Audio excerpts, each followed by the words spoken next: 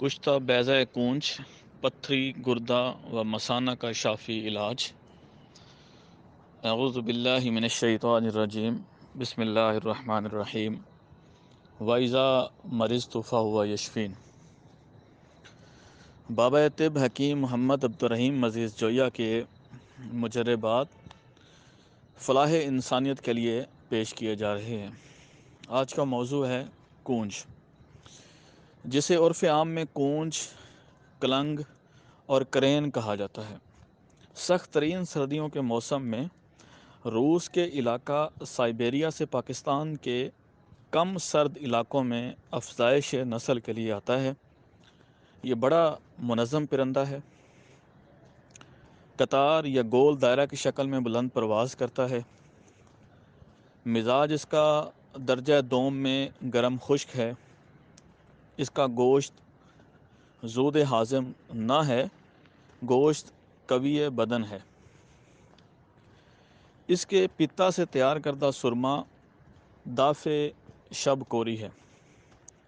کشتہ بیضہ کونج، کونج کے انڈوں کے چھلکے حاصل کر کے انہیں آلائش اور اندرونی جھلی سے صاف کر کے آب لیمو مقطر میں خوب سحک بلیغ کریں اور ان کی چھوٹی چھوٹی ٹکیاں بنا کر خشک کر لیں اور کوزہ گلی میں ڈال کر خوب گل حکمت کریں۔ اس گل حکمت شدہ کوزہ گلی کو مٹی کے برتن پکانے والے پیابہ میں رکھ کر آگ دیں یا 40 کلو اوپلوں کی تیز آگ دیں۔ شگفتہ کشتہ تیار ہے۔